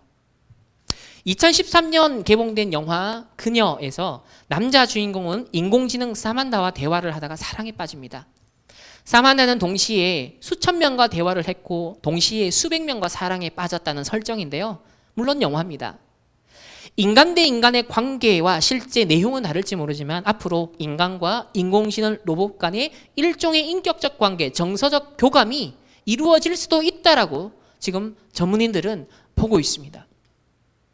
하지만 가상의 자아와 현실의 자아 사이에 모순이 생길 때 심리학적 용어로 인지 부조화를 경험하고 정서적인 불안 상태, 정체성 혼란, 인간관계 갈등, 판단 기준의 변화 등을 경험하면서 심하면 우울증도 겪게 된다는 거죠. 왜 그럴까요? 결국 창세기 3장, 6장, 11장의 내용이 탑재된 콘텐츠와 그런 동기가 숨어있는 많은 것들이 우리가 보고 듣고 읽는 많은 플랫폼을 가득 채우는 것들을 사실 좌지우지하고 있기 때문인 거죠. 그것이 생각과 마음, 우리 영적 상태에 영향을 당연히 미칩니다. 인터넷 중독은 특정한 두뇌 이상과 혈류 변화와 연관되어 있는데요. 인터넷에 접속하여 더 많은 시간을 보낼수록 두뇌가 쾌감 영역에 더 집착한다는 거죠. 왜? 도파민을 끊임없이 찾아 들어가는 겁니다. 그래서 심심함을 견디지 못하고 뭔가 무료함을 견딜 수 없는 상태가 되죠. 그러다 보니까 뇌가 정상적으로 당연히 기능해야 되는 이 생존을 유지하는 두뇌의 그런 영역이 굉장히 퇴화하고 덜 집중하게 된다는 거예요. 페이스북의 좋아요 버튼의 발명자 저스틴 로제스타인은 좋아요가 인간 심리에 부정적인 영향을 준다라는 걸 나중에 인정합니다. 현재 페이스북을 떠난 그는 페이스북을 최소한만 사용한다고 하는데요. 사람들에게 모든 종류의 푸시 알림을 끌 것을 추천합니다. 그는 이 같은 주체적인 차단이 모든 현대인에게 필요하다라고 역설합니다. 저와 여러분도 마찬가지인 것 같습니다. 우리가 예배, 기도, 우리가 중요한 영적 생활을 하는 데 있어서 사실 스마트폰이 굉장히 방해 요인이 많이 되죠. 사역에 우리가 적극적으로 잘 활용할 수도 있지만 구별된 시간, 하나님 앞에 중요한 영적 서밋 타임을 가져야 되는 그 시간에 있어서 우리가 끊임없는 알림 설정을 해놓으면 푸시 알림을 통해서 중요한 하나님 앞에 말씀 앞에 집중할 수 있는 것에 방해받는 것이 우리 지금 렘넌트들에게 일어나는 지금 상황이죠. 우리 어른들도 예외가 아닌 것 같습니다. 그래서 하나님 앞에 단을 쌓고 집중하고 영적 서밋으로 오라가는 구별된 시간, 공간 반드시 우리가 가져야 되죠. 그래서 전도자께서도 이미 거의 오랫동안 렘넌트들의 그런 얘기를 하셨죠. 스마트폰을 잠시라도 꺼두는 시간을 꼭 가져라. 이제 이 코로나19가 엄청난 지금 전환점이 되고 있습니다. 많은 4차 산업혁명을 가속화시키고 있는데요. 이 코로나19로 더 악화되고 있는 호주의 술 중독, 마약 중독 위기다라는 기사가 나왔습니다. 코로나19로 하루 종일 집에서 스마트폰에 빠져있는 아이들에 대한 얘기가 나오고 있습니다. 학교에 갔다가 말았다가 하는 이 상황이 반복되는, 이걸 1년 동안 겪는 이 세대의 아이들이 분명 그걸 겪지 않았던 이전의 세대, 기성세대와는 분명히 다른 어떠한 결과물들이 이어질 겁니다. 게임 중독이 되어서 캐릭터처럼 자기가 부활할 줄 알고 6층에서 뛰어내린 11살짜리 소년 이야기가 나옵니다. 언택트, 이제는 많은 변동성이 심한 시대에 어떻게 하면 안정적인 그런 먹거리를 창출할 수 있겠냐. 그래서 언택트 경제 시대다 하면서 갑자기 게임 산업에 대해서 아주 국가적으로도 정책적으로 집중 밀어주고 육성하겠다. 법적으로도 지원하겠다. 참 이런 분위기가 지금 형성이 되었죠. 그래서 이전까지는 게임 중독이라는 것이 질병으로 분류됐던 것이 이제는 게임 중독이라는 표현 자체가 사라지기 시작합니다. 넷플릭스가 쏘아 올린 머니게임, 이제 올해에만요, 올해 콘텐츠, 이 코로나와 상관없이 올해 계획이 뭐냐면 46조 원을 들여서 넷플릭스에서 오리지널 콘텐츠를 만들겠다, 과감한 투자를 말했어요. 그래서 엄청나게 투자가 됐고 지금 콘텐츠가 쏟아지는데 하필 코로나를 만나서 물 만난 거죠. 엄청나게 많은 사람들이 새롭게 이 넷플릭스라는 플랫폼에 유입이 되어졌고 많은 콘텐츠들을 소비하고 있습니다. 또 그 가운데 빈지 워칭을 하고 있습니다. 그런 중에 많은 정신적인 영적인 황폐함도 동시에 일어나고 있죠. 절제할 수만 있다면 문제가 되지 않습니다. 그러나 인간은 상당히 취약하죠. 많은 부분에서 흑암운동 공허 속에 이 취약함, 결국 파고드는 많은 콘텐츠들이 더 많은 황폐함을 이야기한다는 것, 우리 전도자들은 결코 간과해서는 안 되겠죠. 넷플릭스는 좀 더 공격적인 이야기를 합니다. CEO 리드 헤이스팅스는요, 최근 인터뷰에서 이렇게 말합니다. 우리의 가장 큰 경쟁자는, 넷플릭스의 가장 큰 경쟁자는 인간이 잠자는 시간입니다. 여러분의, 우리 후대들의 잠자는 시간을 어떻게 하면 빼앗아 올까? 관심, 시간을 어떻게 하면 끌어올까? 이걸 두고 끊임없이 연구하고 투자를 하고 있다는 거예요. 다음 세대 기술의 키워드는 몰입형 기술입니다. 가상현실, 증강현실, 혼합현실, 이런 몰입형 기술은 현실과 가상의 경계를 지우고 기술이 구축한 가상세계 속에 살아가는 경험을 제공할 것입니다. 이들 기술은 현실보다 더 즐겁고 자극적인 가상세계를 제공해서 우리를 끌어들일 뿐만 아니라 현실로 돌아가고 싶지 않게 점점 만들겠죠. 왜? 그 도파민에 굉장히 이제 익숙해지니까요. 현실로 빠져나온 뒤에도 우리는 가상세계가 제공하는 보상의 효용 때문에 다시 가상세계로 접속할 겁니다. 더 오래, 더 자주 가상권에 머물면 우리의 삶 자체가 이제는 가상을 중심축으로 옮겨갈 가능성도 있다는 거죠. 기본 우리 삶의 설정값이 이제는 한 번씩 접속하는 가상세계가 아니라 설정값 자체가, 기본값이 가상세계, 한 번씩 현실세계에 접속하는 이런 역전된 상황이 벌어질 수도 있다는 거죠. 페이스북은 소셜미디어의 차세대 버전으로 소셜 가상현실을 제시하는데요. 지금 만들어지고 있습니다. 그래서 2차원 스마트폰 화면을 넘어서서 3차원 가상현실로 영토를 지금 확장하려고 합니다. 그래서 우리의 시간을 더 많이 사로잡고 우리의 관심을 더 오래 붙잡아 두는 것이 이런 기술 기업의 핵심 목표이기 때문에 이들 제품의 기능과 디자인은 이러한 방향으로 끊임없이 연구되고 개발됩니다. 끊임없이 뭔가를 보고 있고 늘 주의 산만한 상태로 살아가게 되는 인간은 매우 중요한 기능인 사색의 능력, 집중의 능력, 통찰의 능력, 묵상 이런 능력을 상실해 갑니다. 집중할 수 없는 분열과 집착과 중독 상태로 살아가죠. 그래서 마약 중독보다 더 중요한 것이 마약에 중독될 수밖에 없는 사람의 근본 상태가 있다.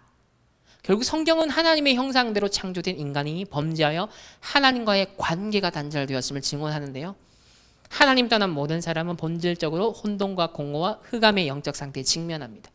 결국 인간의 영적 상태와 삶의 상태가 황폐화되어가는 이 현상이 가속화되고 전 세계적으로 동시화되고 있습니다.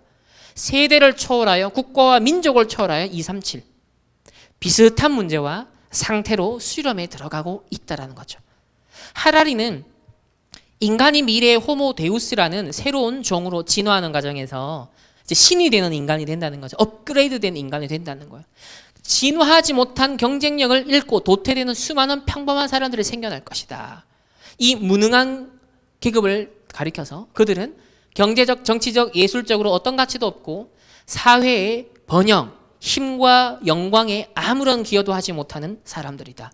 이 쓸모없는 계급은 그저 일자리를 구하지 못하는 사람들이 아니라 일자리를 구할 수 없는 사람이라고 말합니다.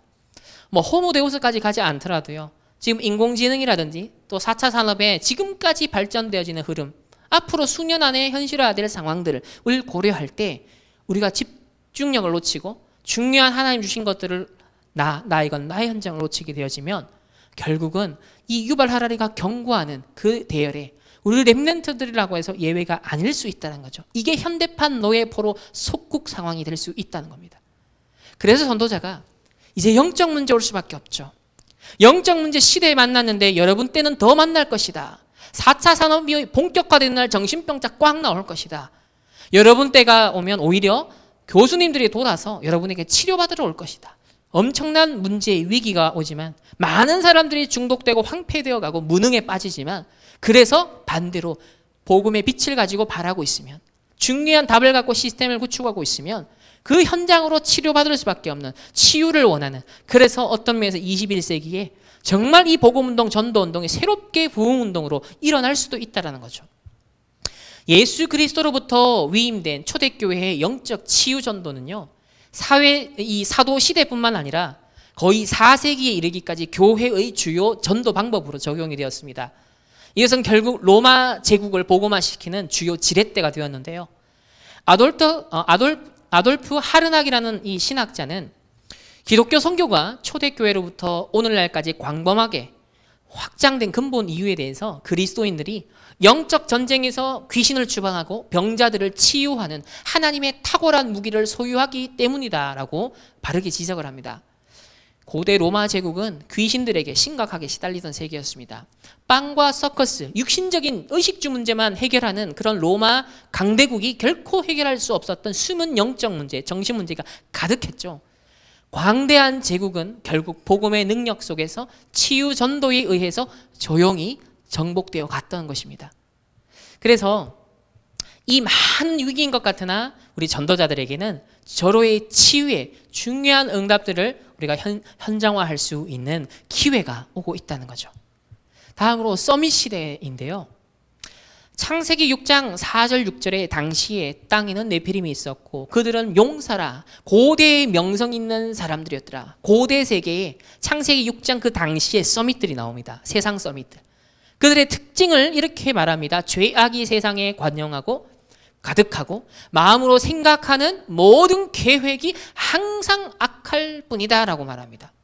자, 오늘날 특별히 이 인공지능이 굉장히 발달하고 많은 과학기술력이 발전하면서 이 철학을 하는 인간 또 정신세계를 더 확장시키려고 하는 인간 그리고 더 나은 인간, 더 나은 세상을 꿈꾸는 사람들의 초점이 옮겨가고 있습니다. 인간을 넘어 인간, 포스터 휴먼에 대한 논의인데요. 기술들의 획기적인 발전과 융합으로 인해 인간의 현재 상태를 넘어서는 존재, 소위 포스터 휴먼이라는 개념이 대두가 됩니다. 현재까지는 개념에 머물지만요. 그러나 이런 논의가 여러 분야에서 지금 이슈가 되고 있고 관심이 지금 모아지고 있습니다. 그래서 이런 전시회라든지 세미나라든지 진행이 되어 오고 있고요. 심지어 기독교 안에서도 신학자들이 포스트 휴먼과 기독교 신학 이런 측면에서 지금 신학자들도 접근을 하기 시작했습니다. 결국 이게 인간론과 관련된 부분이기 때문인데요. 4차 산업혁명 시대에 창세기 3장 인간에 대한 재해석이 일어난다는 겁니다. 재적용이 일어난다는 거죠. 포스트 휴먼으로 진화하기 전의 중간 단계를 트랜스 휴먼이라고 하는데요. 과학 기술의 발전을 통해 포스트 휴먼이 출현할 것이라는 사상을 가리켜서 트랜스 휴머니즘이라고 합니다. 트랜스 휴머니즘의 밑바탕에 깔린 사상은 철저한 유물론적인 환원주의와 기능주의라는 두 가지 상반된 철학적 입장이 섞여 있습니다. 즉 유물론적인 환원주의는 인간을 철저하게 물질로 보게 만들고요. 기능주의는 인간에게 있는 어떤 기능이 작동하기만 한다면 그 기능이 작동되는 대상이 굳이 인간, 유기체, 우리 신체일 필요는 없다라는 관점을 갖게 하는데요. 이것은 이 트랜스 휴머니즘은 사실 현대판 창세기 3장과 같이 욕망의 선악과와 같습니다. 그래서 앨런 머스크는 인공지능이 앞으로 많이 발전하게 되어지면 인공지능에 지배받는 인간들, 그래서 인간이 이걸 상쇄할 수 있으려면 인공지능에 준할 수 있는, 대립할 수 있는, 어떤 면에서는 적응할 수 있는 그런 인간을 업그레이드 시켜야 된다는 측면에서 투자를 하고 이제는 기업도 만들었습니다. 이 4차 산업혁명 시대의 기술적 진보의 혁명성은 비유기체인 기계에 장착된 인공지능과 신체에 결합된 사람의 진짜 지능의 구분이 사실상 붕괴될지도 모른다는 것에 있을지 모릅니다. 이미 사람의 뇌에 들어있는 정보를 외부의 비유기체 저장장치에 저장하거나 외부의 비유기체 저장장치에 있는 정보를 사람의 뇌로 옮기는 연구가 공공연하게 진행되고 있고 실험이 되고 있고 이제 인간에게까지 지금 적용을 하고 있습니다. 그래서 뉴럴링크라는 지금 회사를 세워서 프로젝트를 진행하고 있는데요. 라식처럼 브레인에다가 우리 뇌에다가 칩을 이식하겠다라는 거예요. 과학기술의 발전을 통해 기아, 질병, 전쟁을 통제하는 데 어느 정도 성공한 현재 인류에게 주어진 중요한 미션은 바로 호모 사피엔스, 지금까지 자연 발생적으로 진화해왔다라는 이제 관점에서 호모 사피엔스를 이제는 적극적으로, 인위적으로, 의도적으로 호모 데우스, 인간의 신으로 업그레이드 시켜야 된다라는 논의가 일어나는데요. 현재 인류가 추구해야 할 핵심 어젠다로 불멸, 행복, 신성을 제시합니다. 그것을 추구하는 방법에 있어서 기존의 철학이나 종교적인 의존이 아니라 4차 산업혁명 시대의 첨단 과학 기술력을 동원하여서 인간을 의도적으로 설계하고 더 기능을 업그레이드 시킬 수 있다. 이게 바로 호모데우스의 개념입니다. 창조주 하나님께 돌려져야 할 영광이 이제 기술력으로 향하게 된다면 어떻게 될까요? 역사와 성경은 증가하길 끊임없이 바벨탑과 네피림 시대는 도래했는데요. 최첨단 기술은 문화명령의 수행 결과로 산출된 유용한 열매 수준으로 그치지 않고 역으로 우상이 될 가능성도 크다라는 것도 우리가 함께 볼 수 있어야겠죠. 인류는 과연 인공지능을 새로운 신으로 숭배할 것인가? 인공지능 신을 섬기는 교회가 이 실리콘밸리에 어떤 단체가 생겨났다고 합니다. AI로 생성한 기도문 낭송하는 로봇 입 공개. 신이 되어버린 인간이 탄생시킨 세종교 데이터교. 자, 이런 논의들이 지금은 그냥 말로만 하는 것들이지만 점점점 실현이 될 수 있는 많은 토대가 연구와 많은 투자들이 이루어지고 있다는 거죠. 그래서 하박국 1장 11절에 이런 답을 주시는데요. 그들은 자기들의 힘을 자기들의 신으로 삼는 자들이라 이에 바람같이 급히 몰아 지나치게 행하여 범죄하리라. 후유증이 반드시 있다는 겁니다. 특별히 중국은 통제된 사회죠. 그래서 아주 특수한 상황이긴 한데 그렇기 때문에 이 4차 산업혁명에 굉장히 많은 과학기술력이 실제 적용된 굉장히 앞서 있는 그런 케이스를 사례를 볼 수 있습니다. 그러니까 중국은 통제를 위해서 빅브라더 시스템을 지금 운행을 하고 계속 강화시켜 가는데요. 감시사회를 만드는 거죠. 가령 이런 겁니다. 2천만 대가 넘는 그런 CCTV 이제는 인공지능이 탑재되어져서 얼굴 인식이 가능한 그런 것들이 계속 만들어지고 있습니다. 그래서 2020년까지 13억 국민의 등급을 정하겠다. 무단횡단을 하는 보행자가 고해상도 카메라에 찍히면요, 얼굴 인식 기능을 통해 신분을 확인하고, 신분이 확인되면 그 사진이 길거리에 설치된 스크린에 게시되기도 한다는 거예요. 그래서 낮은 점수를 받은 사람들은 그에 따른 대가와 제한을 감수한다. 그래서 기차와 비행기 티켓을 최소 1년 동안 구매할 수 없는 불이익을 주는, 그래서 이제 기독교인으로 만약에 들키게 된다든지 금지한 종교 활동을 한다든지 하면 이런 사회적인 불이익을 감당해야 되는 상황, 이게 이제 적용할 수 있는 빅브러더 시스템이 중국은 이미 구축되고 더 강화되어 가고 있습니다. 그러면 중국이라는 어떤 면에서는 큰 서밋 시스템이잖아요. 어떤 큰 서밋 소수들이, 지배자들이 전체를 통제할 수 있는, 지금 소수가 통제할 수 있는 그런 효율적인 시스템이 만들어졌다는 건데요. 그래서 지금 각 실리콘밸리라든지 4차 산업의 주역이 되고 있는 많은 기술 기업들도 전 세계의 이런 흐름을 앞서가기 위해서 서밋 교육기관을 만듭니다. 그 대표적인 예가 바로 싱귤레리티 대학인데요. 구글과 나사가 합쳐서 만든, 이 레이 커즈와일이 만든 그런 대학입니다. 여기 보면 Singularity University Global Summit, 그러니까 이들도 서밋 모임을 하고 있습니다. 그래서 이 싱귤레리티 대학을 이수하고 또 세상의 가장 탑 레벨에 있는 4차 산업혁명 시대의 선도주자가 될 그런 미래의 역량 있는 인재들을 키워내겠다. 인공지능을 오히려 이끌어갈 수 있고 설계할 수 있고 디자인할 수 있는 그런 탑 서밋들을 만들겠다라는 프로젝트죠. 그래서 주요 동기부여, 집중연구, 사례연구, 창업 아이디어 구체화 등 10주짜리 코스를 만들어서 이렇게 집중 교육을 하는 그런 프로그램이 진행됩니다. 이렇게 이수하면 이렇게 또 축하를 하고, 그래서 저는 우리 단체에도 지금 서밋 포럼이라든지 서밋 클럽이라든지 중요한 우리 중직자들과 산업인과 전문인, 전도자들이 함께 원내스 되어서 우리 후대들이 중요한 언약을 잡고 이 언약의 여정을 가지고 이 4차 산업혁명 시대에 주도할 수 있는, 또 그 시대의 빈틈에 후유증을 정말 대비할 수 있는 그런 전도자로, 선교사로 하나님은 준비하고 계심을 믿습니다. 그래서 특별히 서밋이라 했을 때는 결국 하나님의 형상을 온전히 회복하는 것이야말로 진정한 서밋인데요. 신학적으로는 하나님의 형상이라는 개념을 크게 세 가지 측면이 있습니다. 좁은 의미에서 그리스도의 십자가 대속 사역으로 말미암아 우리가 그리스도를 믿음으로 말미암아 그리스도의 그 의와 진리의 거룩함을, 그죠? 우리가 얻게 되었죠. 넓은 의미의 하나님의 형상은 하나님의 형상이 창세기 3장 때문에 깨어졌지만 완전히 상실되진 않았습니다. 그래서 죄에 물들어 있지만 창세기 3장, 6장, 11장의 죄의 종노릇했지만 그래도 지성, 감성, 의지, 언어, 도덕적인 능력은 남아 있었어요. 그러니까 죄의 종노릇할 뿐인 것이었죠. 그러나 하나님의 형상, 이 원래 하나님의 형상을 가지고서는 좁은 의미, 넓은 의미를 가지고서 바로 정복하고 다스리는, 만물, 세상의 만물을 다스릴 수 있는 통치권을 원래 하나님의 형상에게 주셨던 겁니다. 그러면 우리 21가지 본질에 대한 말씀을 받았는데요.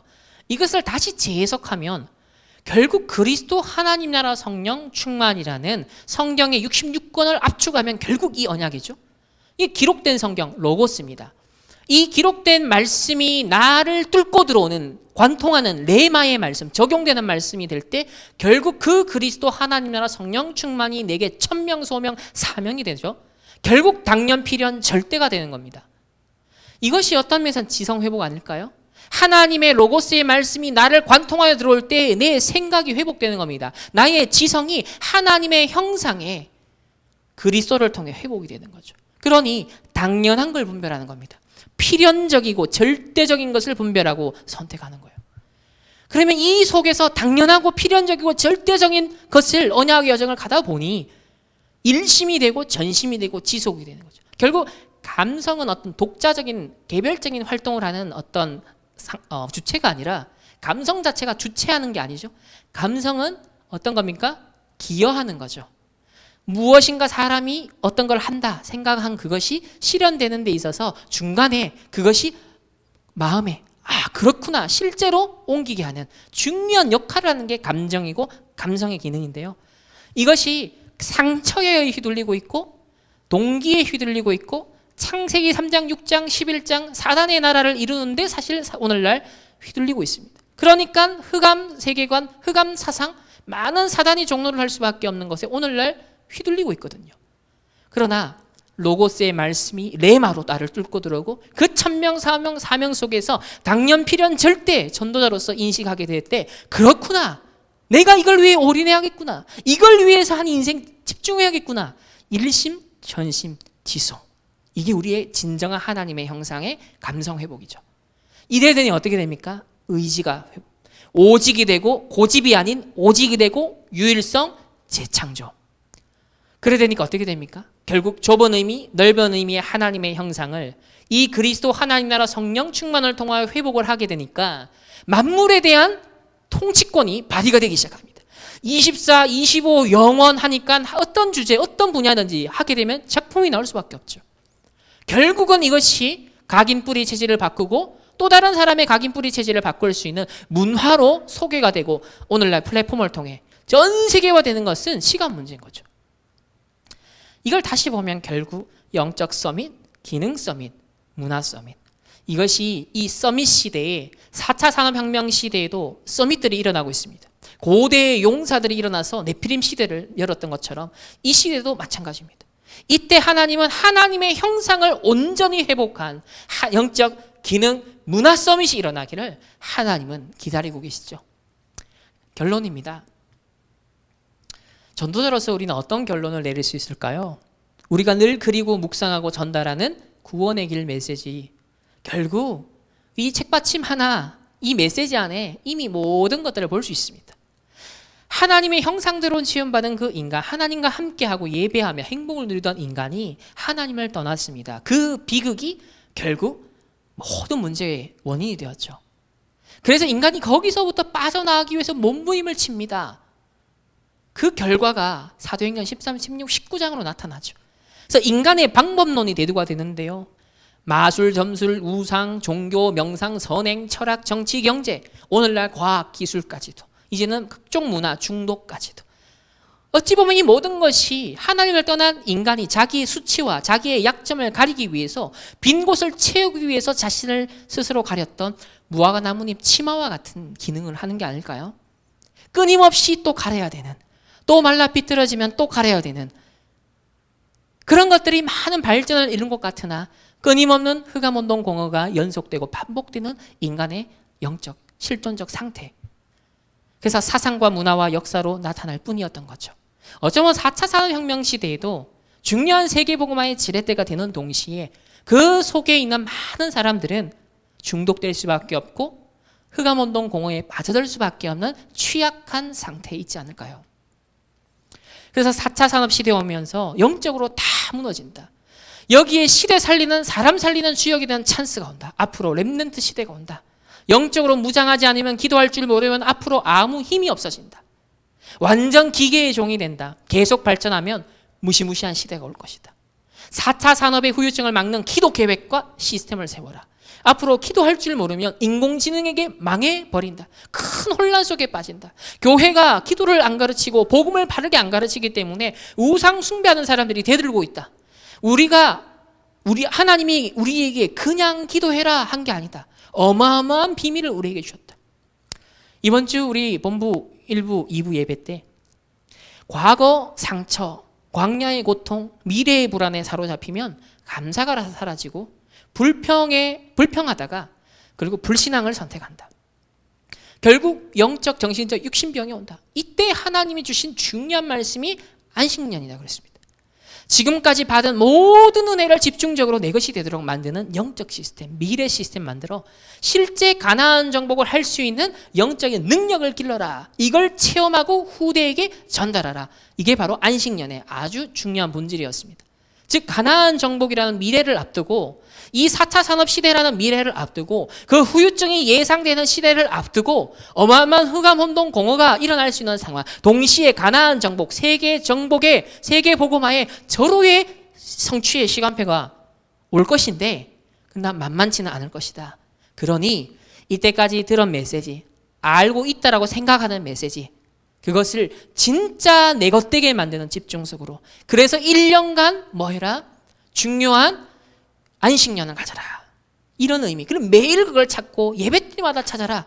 이런 지금 중요한 영적 시스템을 당연하고 필연적이고 절대적으로 구축하지 않으면 안 되는, 이 힘없이 가나안을 들어가면 큰일 나죠. 오히려 그게 더 큰 어려움이 될 수 있고 시달림이 될 수 있습니다. 그러면 이 4차 산업 시대에 쓰나미가 오고 있다고 하는데, 이때 우리가 어떠한 영적 서밋의 상태, 이 비밀을 가지느냐, 체험하고 후대에게 전달하느냐가 결국 이 전도운동 지속하느냐, 세계복음화 정말 끝까지 우리가 쓰임받느냐, 결국 중요한 이제 반전이 되는 거죠. 그래서 어떤 플랫폼, 어떤 교회가 필요하냐? 옛 운명을 새 운명으로 바꾸는, 끊임없이 원색 복음을 전할 수 있는 안식처 플랫폼을 만들어야 된다. 각인 뿌리 체질을 바꿔주는 21가지 본질을 가지고 온전히 하나님의 형상을 회복시키는 치유 플랫폼이 있어야 된다. 그리고 참된 힘을 얻을 수 있는 5가지 기도의 비밀을 가진 이런 플랫폼, 참된 나를 발견하는 플랫폼, 7가지 달란트를 찾는 거죠. 그러면서 참된 실력을 갖추는 플랫폼 9가지 포인트를 가지고 완전 제대로 준비할 수 있도록, 대비할 수 있도록, 참된 성공으로 전도 선교를 돕는 플랫폼 20가지 성경적 전도 전략을 가지고서, 이런 플랫폼에 대한 메시지를 237 훈련 1기 때 말씀을 주셨는데요. 결국 저는 지금까지 말씀을 몇 개월간 좀 집중하는 중에 말씀을 이렇게 정리해 봤습니다. 교회의 역할 나와야 되는데, 결국 교회의 본질이 뭐냐? 4차 산업혁명 시대에 결국 이걸 도로로 삼아서 로마 복음화를 했던 것처럼 이 시대에도 이것을 기회로 삼고 중요한 세계 복음화의 미디어로, 플랫폼으로, 콘텐츠로 우리가 준비하고 활용하느냐, 결국 교회가 그걸 해야 되고요. 동시에 많은 어려움과 재앙과 영적 문제가 일어날 것인데, 이것을 대비하여서도 동시에 교회가 플랫폼과 콘텐츠를 준비해야 된다. 그러고 보니 그리스도가 왕, 제사장, 선지자의 3직을 감당하셨죠. 그리스도의 본질입니다. 구약과 신약 전체 결국 왕, 선지자, 제사장이었습니다. 그러면 그 그리스도가 머리 되시고 그 그리스도를 머리로 하여 그 몸을 이루고 있는 지체, 교회는요, 당연히 그리스도의 머리 되시는 그리스도의 손발 역할을 해야 되니 무슨 역할을 해야 될까요?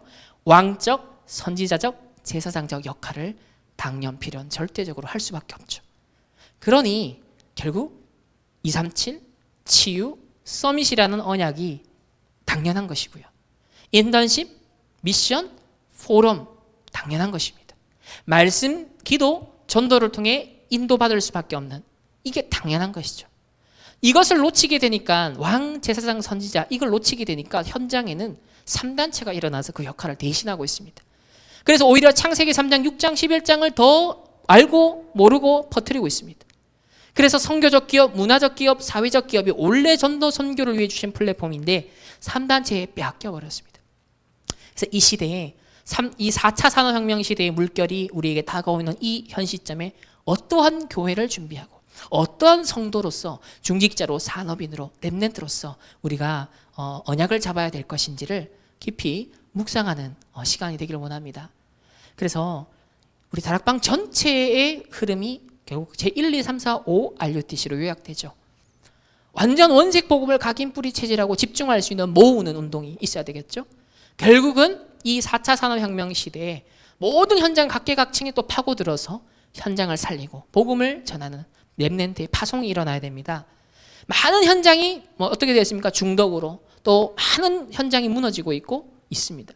그래서 치유와 서밋의 이 응답 증인으로서 제3RUTC 운동, 결국 4차 산업과 종교와 경제와 3단체 후유증을 대비하는 제4RUTC 운동, 결국 이 언약이 지속될 수 있도록, 이 세계복음화 주님 오시는 재림하는 그날까지 지속되게 하기 위해서는 결국 언약의 지속, 이 제5RUTC 운동이 너무나 당연 필요한 절대입니다.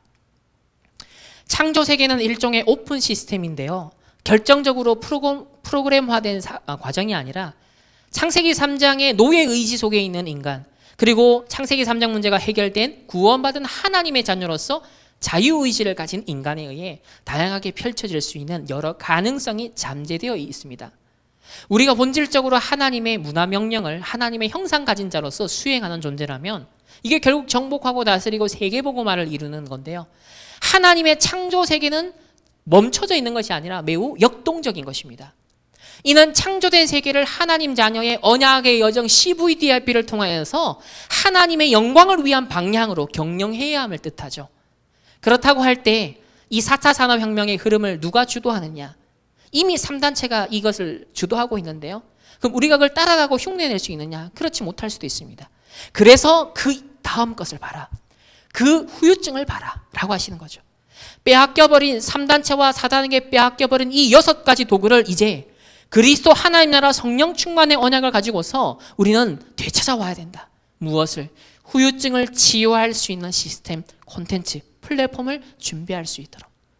그렇게 하려니 이번 여름에 선포된 대로 미리 보고 미리 갖고 미리 누리며 미리 정복하는 미리 성취의 증인이 되기를 하나님이 말씀으로 우리를 인도하고 계신데요. 이 CVDIP의 여정 속에 승리하는 우리 모든 중직자, 산업인, 전문인, 우리 모든 렘넌트들과 전도자가 되기를 소망합니다. 그래서 4차 산업혁명 시대에 모두가 육신의 것만 어떻게 하면 직업, 내가 살아남을까, 경쟁에 도태되지 않고 스펙을 준비해서 잘 살아남을까, 의식주 문제 해결이라는 측면에서 주로 사람들이 관심을 갖습니다. 이때 우리는 그런 객관적인 흐름을 파악하고 준비하되 그걸 넘어 어떻게 네피림화되는지, 어떻게 사단의 나라가 구축되고 있는지, 어떻게 바벨탑 운동이 일어나고 있는지, 그렇다면 그 치유할 수 있는 답을 가진 우리가 138의 언약을 가지고 어떤 콘텐츠, 어떤 플랫폼을 준비하고 올인하고 도전하길 원하시는지 하나님 앞에서 중요한 천명, 소명, 사명을 받는 우리 모든 차세대 주역들 되시기를 소망하며 오늘 마치도록 하겠습니다. 감사합니다.